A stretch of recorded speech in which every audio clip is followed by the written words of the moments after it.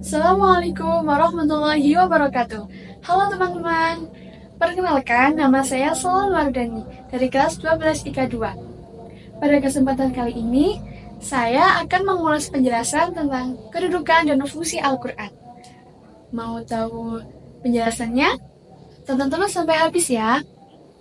A few moments later. Yang pertama, kedudukan Al-Quran. Kitab Al-Quran adalah kitab samawi terakhir yang diturunkan kepada Nabi terakhir, yaitu Nabi Muhammad SAW. Kitab ini menjadi sumber pertama dan utama bagi manusia dalam menentukan suatu hukum untuk mengatur kehidupannya. Difirmankan oleh Allah dalam Quran Surat An-Nur ayat 54 yang berbunyi, Bismillahirrahmanirrahim. Qul ati'u Allah wa ati'u Rasul. Fa in tawallaw fa innama 'alaihi ma hummila wa 'alaikum ma hummiltum.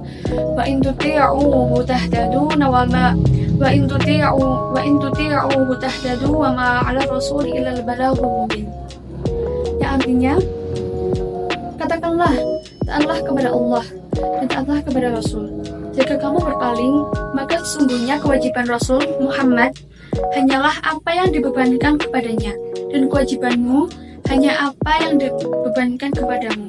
Jika kamu taat kepadanya, niscaya kamu mendapat petunjuk.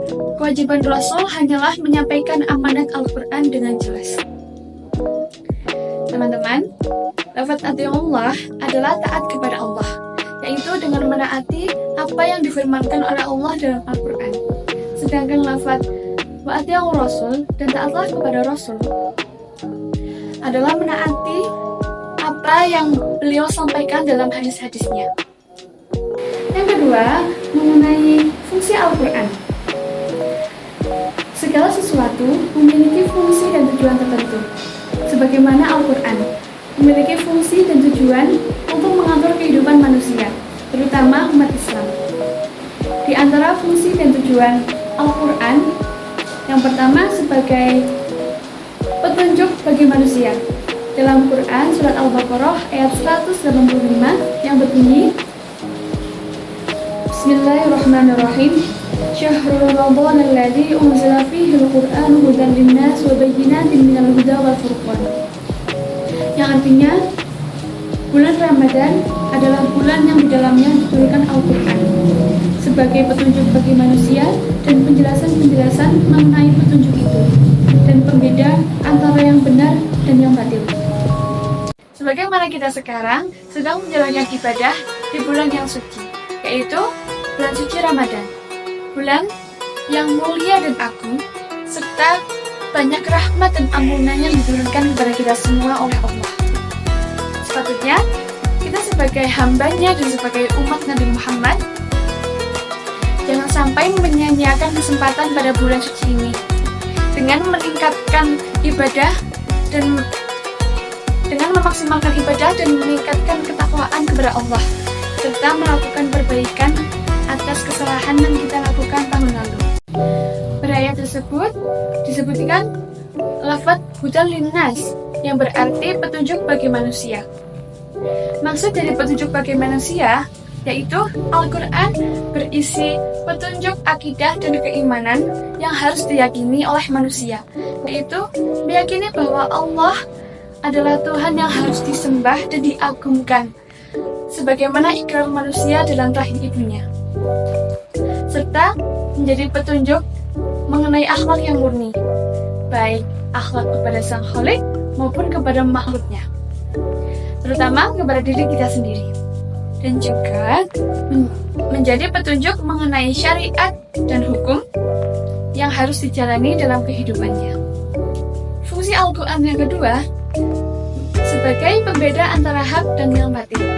Dalam Quran Surat Al-Furqan ayat 1 yang berbunyi, Tabarakalladzi nazzala al-furqana 'ala 'abdihi liyakuna lil 'alamin nadhira. Maha suci Zat yang telah menurunkan Al-Furqan atas hambanya agar menjadi peringatan bagi seluruh alam. Lafaz Al-Furqan yang artinya pembeda. Maksudnya, Al-Quran mempunyai fungsi agar manusia dapat membedakan antara hak dan yang batil. Dengan potensi akal yang diberikan kepada Allah, manusia mampu memikirkan dan mampu membedakan antara yang salah dan yang benar. Sudah jelas? Kita sebelum lahir di dunia, yang pertama kali keluar dalam rahim ibu yaitu kepala. Maka sepatutnya kita sebelum melakukan sesuatu harus dipikir terlebih dahulu agar tidak menimbulkan masalah. Karena orang yang selamat adalah orang yang berhati-hati. Al-Quran yang ketiga, Al-Quran sebagai kabar gembira dan ancaman. Kisah umat terdahulu yang ada dalam Al-Quran merupakan gambaran real tentang kehidupan mereka. Kisah kesolehan umat terdahulu memotivasi kita untuk terus berbuat baik dan meraih janji Allah berupa kehidupan yang baik dan pahala surga. Dalam Quran surat Al-An'am ayat 48 berbunyi, Bismillahirrahmanirrahim, wa ma nursilul mursalina illa mubashirina wa mundhirin faman amana wa aslaha fala khaufun 'alaihim wa la hum yahzanun.